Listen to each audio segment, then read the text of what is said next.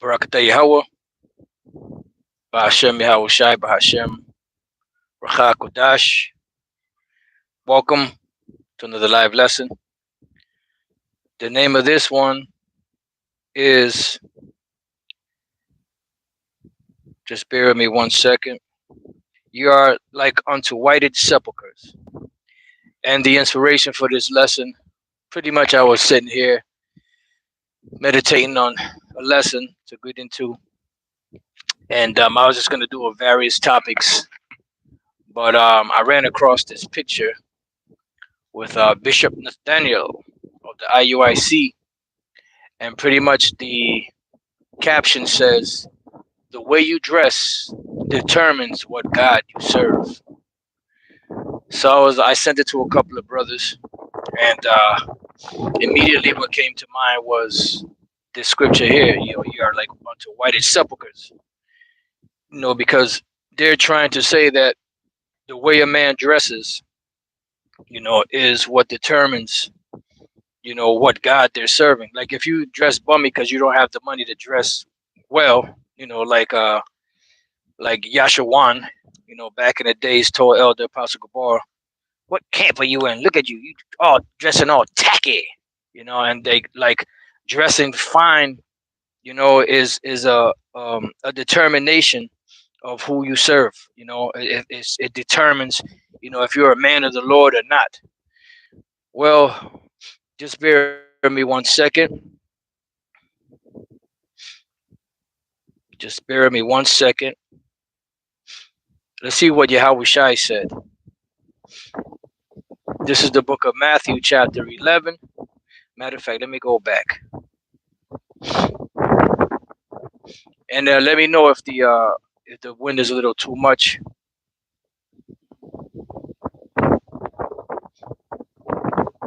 All right. So this is the book of Matthew, chapter 11, and verse 7. And as they departed, Yahweh Shai began to say unto the multitude concerning John, what went you out into the wilderness to see? A reed shaken with the wind? In other words, you thought you were going to go out to the wilderness and see a man that was unsure, double-minded, unstable.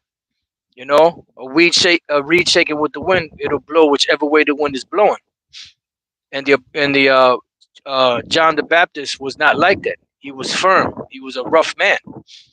It says, but what went you out for to see? A man clothed in soft raiment?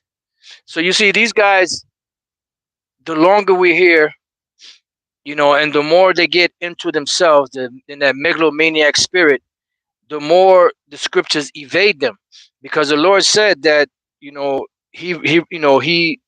deals with a humble spirit, but he resisteth the proud.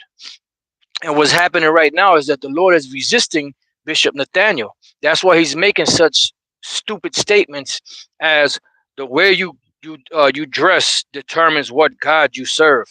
Like there's any other God but the Most High Yahweh. So if you dress bummy, what you have? You have a junkyard dog God. You have a junkyard dog God. That if you dress bummy, that's the God you serve. But see, this is what happens when a guy becomes engulfed and full of himself. There's no one there to check him, and he's not able to guide himself. You have some individuals, some men that are able to guide themselves, but you have other men that need leaders above them until they come to a position where they're able to lead themselves. It's evident that Bishop Nathaniel is not able to lead himself, nor the rest of the congregation that he's with. And they're going to say, well, you're just a hater. I'm not a hater. I'm just telling the truth. Since when is telling the truth being a hater? That's why it says they hate him that rebuketh in the gate. So they're going to call you a hater because they're really the ones that are hating, because they don't want to be reproved. They don't want to come to the light, lest their deeds should be reproved. That's why they would make such outlandish statements. So it says, but what went you out for to see? A man clothed in soft raiment? Behold, they that wear soft clothing are in kings' houses. It's not the time for us to be, living like that. The Lord told through the mouth of Haggai, he said, there's a time. It told the rest of Israel, is it time for you to live in your sealed houses and this house laid desolate? The tabernacle of David isn't finished yet. It's finished when Yahweh Shai comes back on the earth and delivers the elect. But until then, what did the Lord say? Yahweh Shai said, till I come, occupy. You know? So the job is not done.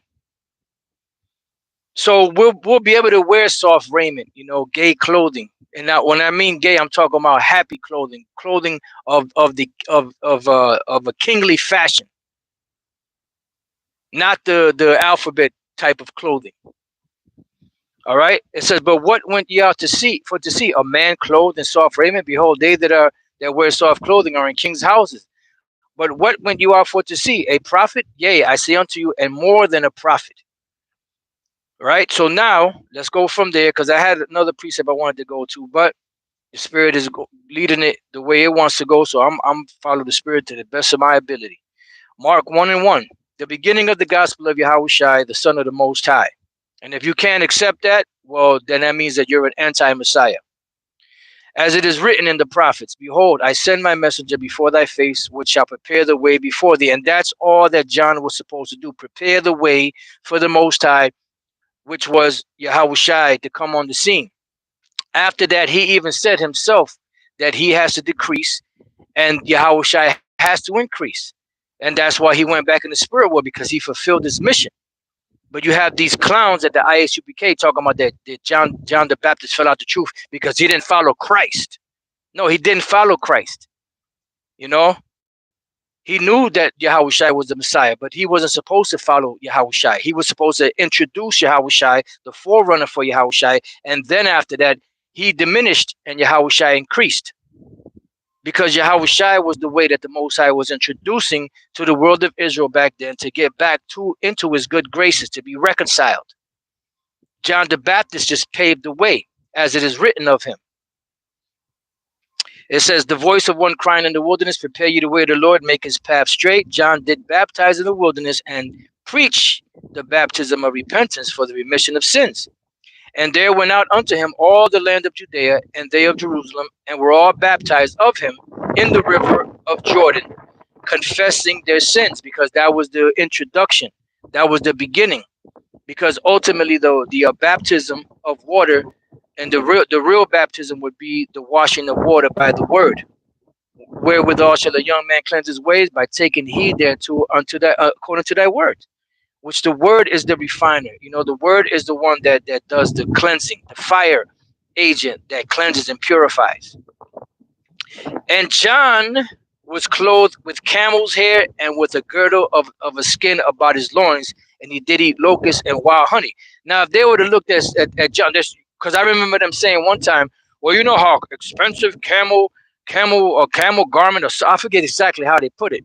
But the point is, he had on a plain garment. He was clothed with camel's hair. That's why it says in believe it's Zechariah, they shall not wear a rough garment to deceive. He was wearing a rough garment because he was a rough man. Because, where he was at in the wilderness, you couldn't be no alphabet person to be out there in that wilderness, eating locusts and wild honey. Could you imagine that? This sweet, moist muffin that eats plant-based foods, Beyond Burger, and then him being out there in the wilderness, having to wear a rough-ass garment, probably was itching his neck, and then eating locusts and wild honey. Are you out of your fucking mind? That dude would have fucking fainted. So John the Baptist is a rough man, and he was wearing a camel's hair garment, and he was girded about a skin about his loins. So he wasn't dressed all appealing, like the rest of these Pharisees and Sadducees and them of that particular ilk. All right, so now let's go from there. Let's go back to Matthew. Let's go to Matthew 23. We're going to read one and we're going to jump around. It says, then spake Yahweh Shai to the multitude of his disciples, saying, the scribes and the Pharisees sit in Moses' seat. And that's why they were so rich, because they were in leadership positions. You've heard Elder Pastor bring it out over and over and over again, how Caiaphas, which was the high priest at the time, he lived in a palace. He didn't live in no shack. He didn't live in the inn. He wasn't in the wilderness. He wasn't going from city to city and asking for room and board. All right, he was living good. All right, because they were ripping the people off. Oh yeah, and then also that picture that he had.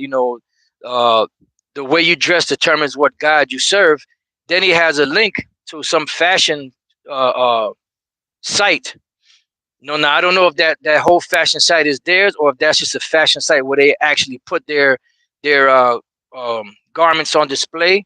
I don't really know the whole. I didn't get a chance to really look into it, which it doesn't matter. All right. It says, all therefore whatsoever they bid you observe, that observe and do. But do not ye after their works, for they say and do not. And this is why Yahweh also said, you know, unless your righteousness exceeds the righteousness of the Pharisees, you shall not enter into the kingdom of heaven, or something along those lines. Because they said, but they didn't do. But if you say and do to the best of your ability, even if you do just a little bit, you have a better chance to making it than them wicked Pharisees and Sadducees. It says, and I just want to jump around. No, you know what? Let me read on. For they bind heavy burdens and grievous to be borne, and lay them on men's shoulders, but they themselves will not move them with one of their fingers. Right? They'll make you do things that they wouldn't do themselves. As you read further down, they compass sea and land to make one proselyte, and they make them twofold the child of hell as themselves. Because they're nothing more than cockatrice eggs. They're nothing more than spiders, vipers. That's why John the Baptist called them that, and that's why Yahweh Shai called them that. The Most High called them that in the Old Testament. It says, but all their works, listen good, but all their works they do for to be seen of men, because that's all a gimmick. When you dress nice, and you smell nice, and you're all groomed and lined up and all that, people look at that as a status, as a status of success. They look at that as a status of success. That's why in the scriptures it says that supposing that gain is godliness, because they look the part, but they're not the part. And that's why, as the name of the lesson is, you appear like unto whited sepulchres. But all their works they do for to be seen of men. They make broad their phylacteries and enlarge the borders of their garments. The way that you dress determines what God you serve. Israel. And love the uppermost rooms at feasts and the chief seats in the synagogues, and greetings in the markets, and to be called of men rabbi, rabbi. They love those accolades. That's why when they they have a whole bunch of people coming to the Passover, and everybody's sitting down, and then all of a sudden, the Darth Vader music comes on, dun, dun, dun, dun, dun, dun, dun, dun, dun, and then the doors open. Deacon so-and-so walking through. Make sure they get a picture of my rings. The man we call Lunkenberry. Abiel, Deacon Abiel, he's walking in. And then Deacon so-and-so, Deacon Nathan, he's walking in. And then all the deacons come in first, making a big deal, right? Then Bishop, I believe they made him a bishop finally, Yawasap. And I have to say this, when I saw the video of the Passover, that part, he was the only one, Bishop Yawasap, he was the only one that had a humble look on his face. Like he was really, flabbergasted. It's like, oh wow, like he didn't know what to do with all that praise. Like he was just happy to be there. I must say that he was the only one that I saw like a real super humble look on his face. Now whether he's a man of the Lord, I don't know. I'm just stating what I saw. He was the only one that was like everybody else is pretty much proud. Then Bishop, Bishop take the pockets money comes in, and he's coming in all proud, Then he got a nerve to tell them different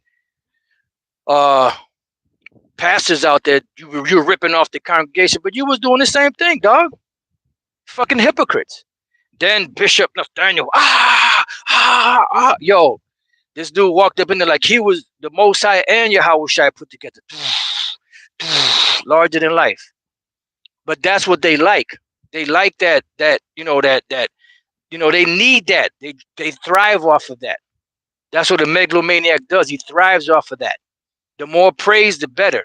And pretty much the ranking system in the IUIC, from men that were either kicked out or left, they said it. You have to kiss ass, and you have to pretty much be a snitch to get rank and to get positions in there. But hey, that's on them. So now, then it says, the 11th verse. Matter of fact, 10. Neither be ye called masters, for one is your master, even Yahushai. But he that is greatest among you shall be your servant. But that with them is the opposite way around. And whosoever shall exalt himself shall be abased, and he that shall humble himself shall be exalted. Right? So it says, but woe unto you, scribes and Pharisees, hypocrites, for you shut up the kingdom of heaven against men. For you neither go in yourselves, neither suffer ye them that are entering to go in. Yeah, because one thing that is very important to note and to know and to teach and to warn about is the MO to the TB, which is the C-hip, And it's important to let the congregation know that not to take that, because if they take it, they're going to be destroyed. But they won't receive it, they won't allow the rest of the congregation and others that watch them to know about it. They won't even tell them, you know what? We don't believe that it's the C-hip, but just to be on the safe side, don't take it. I mean, at least you could respect that. But nope, that's not it. That's not it. It's Christianity. It's an embargo. It's this, it's that, and the other.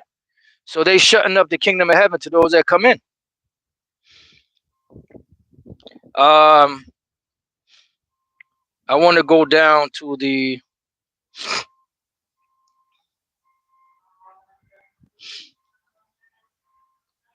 matter of fact, I go to 23. Woe unto you, scribes and Pharisees, hypocrites, for you pay tithes of mint and anise and cumin and cumin, and have omitted the weightier matters of the law, judgment, mercy, and faith. One time they was calling us what? Faith-based. So when it comes to judgment, mercy, and faith, they lack all of those. But everything else, they have the presentation, the phylacteries and the garments and the fringes and, the border, everything, the look, I keep the law, the laws, the statutes, the commandments, but they omit judgment, mercy, and faith. Because if you're supposed to be a real judge, the law says what it says, but it's up to you to decide and to determine, okay, this man, I know he committed this particular thing, but looking at him and knowing his character, I don't think that this man did that on purpose, so we're going to have mercy on the man. No, you just get him, cut him down, shut him down and cut him down. You worse than the goddamn unrighteous judge. It says, these ought ye to have done, and not to leave the others undone. Right. You blind guides will strain at a gnat and swallow a camel, which you see all the time. Woe unto you, scribes and Pharisees, hypocrites, for you may clean the outside of the cup and of the platter, but within they are full of extortion and excess. And that's them. They may clean the outside of the cup, and then when they may clean the outside of the cup, then they're pretty much styling on people, puffing at people, high posting. The way you dress determines the God that you serve. Come on, man. That's excessive pride. The Lord hates pride. Thou blind Pharisee, cleanse first that which is within the cup and platter, that the outside of them may be clean also. Right, you got to clean the inside first. Because if the inner man is filthy, but the outer man looks fresh, then that's hypocrisy. And the Lord, that's what the Lord said, when he comes back, not everyone that says, Lord, Lord unto me is going to enter the kingdom, but they that do the will of my Father. It says, this is the point right here. It says, woe unto you, scribes and Pharisees, hypocrites, for you are like unto whited sepulchres. Right, you are like unto whited sepulchres. This is why the Apostle Paul called the high priest a whited wall. He pretty much is calling them a hypocrite, like a whited sepulchre. That was like a thing back then. You're saying one thing, but you're doing something totally different. You're a fucking hypocrite. You're like a whited sepulcher. You're a whited wall. For you are like unto whited sepulchres, which indeed appear beautiful outward. Yeah, because they're all clean and and chiseled. Everything everything is perfect. It says, but are within full of dead men's bones and of all uncleanness, and that's what they are. So it's better to have a outward appearance like they said about the Apostle Paul. His presence is contemptible, but it's better to be that way than to be the opposite. Be contemptible on the outside, not look the part, but then be clean on the inside, than to be clean on the outside and then be a goddamn hypocrite. And that's what these guys are coming off as. Now, I'm not saying that all of them are like that, but as the scriptures say, as the ruler of the people is, so are the people. Because let's say you're not like that, eventually being around them long enough, that's going to rub off on you. Because can two walk together except they be agreed? So it says, even so you also outwardly appear righteous unto men. Yeah, because their measure of righteousness is based off of the clothing you wear. The tie, everybody's dressed the same. Everybody's marching the same. Everybody speaks the same. When they break the scriptures down, there's a set of scriptures they hit. Okay, if this topic comes up, you hit these scriptures. If this topic comes up, you hit this scripture. But with us, we ragtag. Some brothers' garments are ripped. Some brothers, look like they have tablecloths or curtains for garments.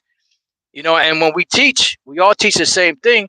But when we teach in the spirit. However, the spirit flows that day. There's no set, curriculum on how to break something down. It just depends on what scriptures and what words the Lord puts into your mind and conveys into your mouth.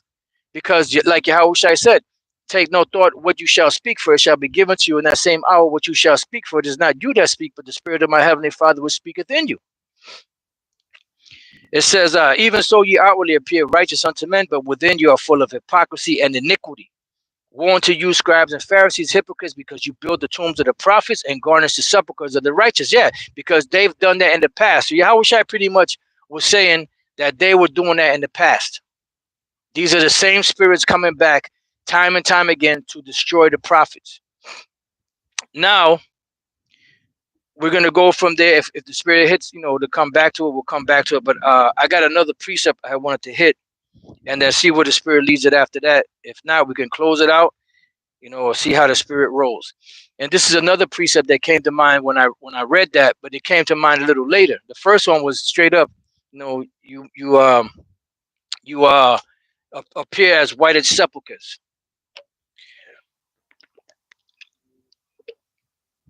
Salaki for that. All right, so this is James 2:1. It says, my brethren, have not the faith of our Lord Yahushua, the Lord of glory, with respect of persons. And that's what they do. Because they look at someone, the way they dress, they dress nice, they must be righteous. They're doing nothing different than what these people do in the churches. They see the pastor dressed with the gaiters, them $1,000 suits, $300 shirts, $100 ties, Rolex watches, diamond rings, and all different, all the top colognes and all that. And they look at them and said, God must be with this man, because look at how he's dressed. Look at his home. Look at his car. But the way you dress doesn't determine if you're a man of the Lord or not. It all depends on who you are on the inside and what you do. Not what appears to be, but what you really are. Because if you appear to be righteous, but you're wicked within, that makes you a hypocrite. And the Lord hates a hypocrite. It says, for if there come unto your assembly a man with a gold ring in goodly apparel, and there come in also a poor man in vile raiment. Wait a minute. The way that you dress determines what God you serve. So you telling me that there's different gods, Bishop Nathaniel? You have the Most High, and if you don't dress, and tip top, if you don't wear that kingly clothing, you can't serve the Most High? Do you have a junkyard God? Do you have a bum God? They call us the bum camps, the bumalites. Are you saying there's different gods, Bishop Nathaniel? I don't think you really thought that one through, my man. And the reason why is because the Most High is resisting you because you're super proud. You know, you went down and the Lord humbled you and you came back. It seemed like you were humbled and coming back in the right path, and we were so happy about that because it's like, damn, if, you know, if that's what it took for the Lord to kick this man in the ass to bring him right in the right way, then we were happy for that. But then you start getting better, and what happens? That pride demon just started hopping back on you. You know, starts bouncing back on you. That's what the Lord said. He resists the proud. And when the Lord resists the proud, their decisions that they're making are not based off of the spirit of Yahweh Bashim Yahushai. And that's why they will make such stupid statements as the way you dress determines what God you serve. There's more than one God. My goodness. So it says that a rich man with a ring, a gold ring, in goodly apparel, and there coming also a poor man in vile raiment. Matter of fact, you know what? Let's look up that word vile. Because maybe the vile raiment, maybe that meant that the man had, you know, had on some really, really nice shoes and some really, really nice pants. You know, just having a little fun with it. You know, that movie, The Pursuit of Happiness with Will Smith. The guy said, if a guy comes in here without a shirt, you know, and I give him the job, what would you say? He said, he thought for like a second. He said, I would have to say he had on some really nice pants, and they all started cracking up. That was a quick comeback. All right, so we're going to James, the book of James, and it's amazing that, you know, you still have to deal with things of this nature. The word vile, right, from the Greek words putaros, or I'm sorry, ruparos, to be dirty, grow filthy, metaphorically to be defiled with iniquity. We're dealing with the physical, to be dirty, grow filthy. You know, like you have like a so-called bum, you know, and he, you know, they sleep on the streets. You know, they never wash their clothes. They don't wash themselves. After a while, they get that stench, you know, like that piss stench, and you know, just a stench about them. So if a guy comes up like that, they'll shun him, and they'll shun him because he doesn't have the appearance of wearing kingly apparel and smelling good and, you know, being groomed and all of that. Well, there was a precept that just came to mind. Let me see if it comes back, Lord's will. That went perfect with that. Barakateh, how about Shemel Shai? Let's go to Hebrews 13 and 2. Be not forgetful to entertain strangers, for thereby some have entertained angels unawares. And the angels don't always come, you know, angels come rough sometimes. The angels can come as a bum, smelling, you know, just asking, you know, for you know, for some money. And you know, you know what the average thought is, you know, people out there is, get the hell out of here, you goddamn bum, beggar, you know, go get a job. That's the average mindset out here. But the Lord said that don't, no matter of fact, let's read it again. It says, be not forgetful to entertain strangers, for thereby some have entertained angels unawares. So you got a guy coming in looking like a bum, you know, and you're shunning him because of his dirty and growing filthy, you know, garment that he may have on. How do you know that's not an angel? How do you know that that wasn't set to prove you? And here it is, you done failed that task miserably. So it goes on. Matter of fact, let me see what the word raiment is. It should say clothing. Let me just, if it says something different, I'll bring it out. If it just says clothing, then I'll just estes. Yeah, clothing, raiment, apparel. All right. It says, and now let me read that again so it can make sense. For if there come unto your assembly a man with a gold ring and goodly apparel, and there come in also a poor man in vile raiment, and you have respect to him that weareth the gay clothing, and say unto him, sit thou here in a good place, and say to the poor, stand thou there, or sit here under my footstool. Yeah, because you're gonna put up the clean man up, or the hourly clean man up in a position of, you know, of prosperity because of how he looks.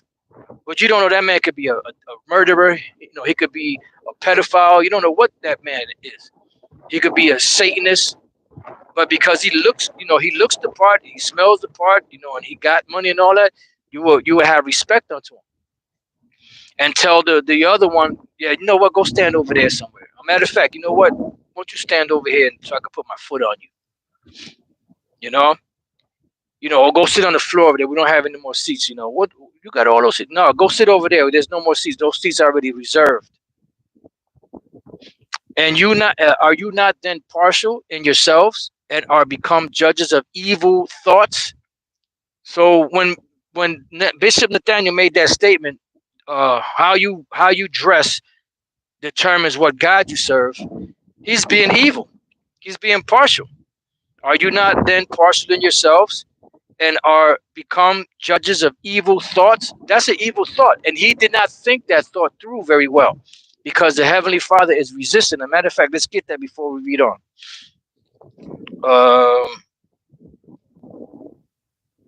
This is the book of James, chapter 4.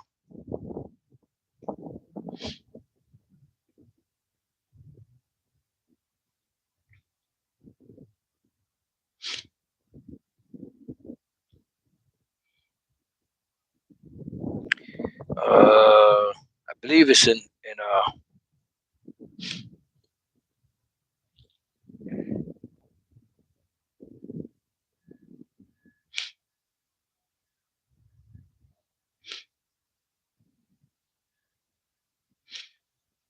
I thought it was in James, the 4th chapter. I think it is, but I can't find it right now. But it speaks about, right, here it is. James 4 and 6. But he giveth more grace, wherefore he saith, the Most High resisteth the proud, but giveth grace unto the humble. And that's what happened to Bishop Nathaniel. The Lord is resisting him because of his pride. And that's why he would make such a stupid statement like that. The way you dress determines what God you serve. I mean, I haven't heard such asinine. And what's crazy is, like, you would think that the men that are woken up to knowing that the Hebrew Israelites would make better decisions, better wise choices, better, say things that are profound in wisdom. But it seems like sometimes they say the most stupidest shit, even more dumber than these anti-Messiah Christians. Let's see what else we got. In James 2 and 5, hearken, my beloved brethren, hath not the Most High chosen the poor of this world rich in faith? They look down, brother, with scorn. Brothers, they look down with scorn upon anyone that doesn't dress like they dress. It says, but the Lord chose the poor of this world rich in faith. And even when you go all the way back to the law, it says that the poor you always have with you.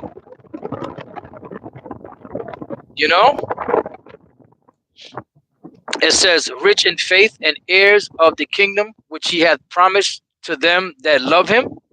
Yeah. That's the bottom line. And these are the heirs, the poor, the ones that you call Bumalites. These are the heirs of the kingdom of heaven. It says, but you have despised the poor. Do not rich men oppress you and draw you before the judgment seats? Do not they blaspheme that worthy name by the which you are called? If you fulfill the royal law according to the scriptures, what's the royal law?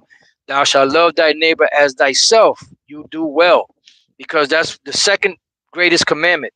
The first being, love the Lord thy power, Yahweh, with all thy mind, soul, and spirit. And the second is just like unto it, which is love thy neighbor as thyself. Upon these two hang all the laws. Because if you examine the laws in itself, it's a violation against, it's either a violation against the Most High or against your neighbor. And every law is a violation against the Most High. And there are laws that you break, there's a violation against your neighbor. And when you violate your neighbor, you're violating the Most High. These guys are not reading the same scriptures that we're reading.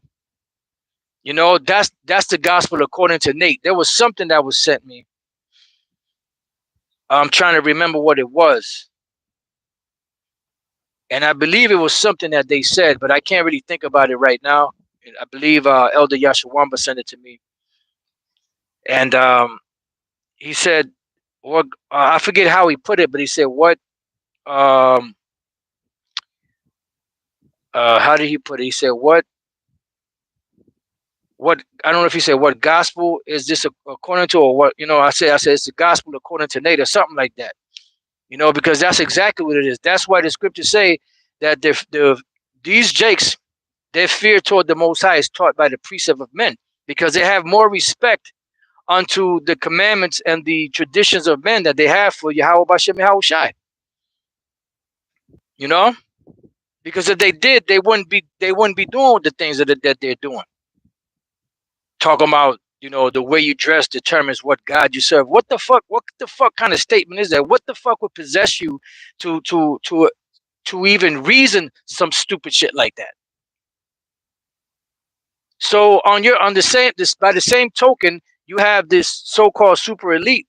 They dress dashingly, man. They fare sumptuously every day. So you're saying because they dress nice like that and they smell good or whatever the case may be, that they serving the Most High?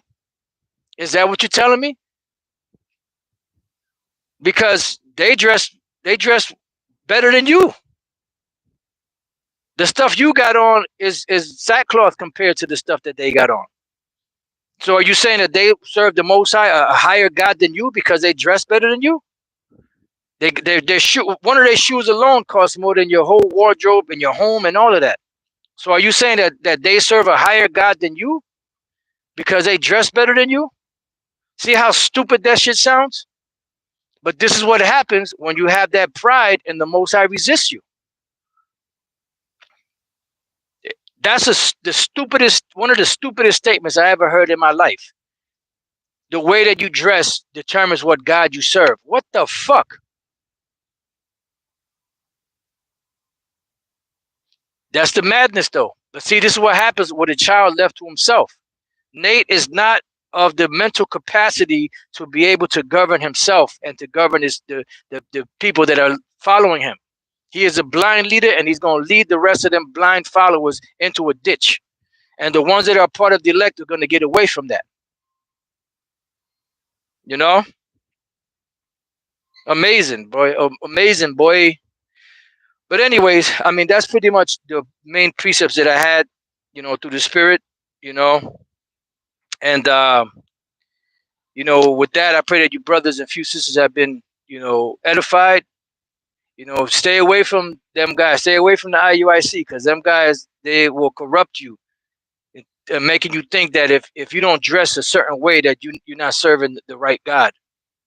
Now it's all about how you dress that determines if you're serving the Most High Yahweh or not. Amazing. Shalom.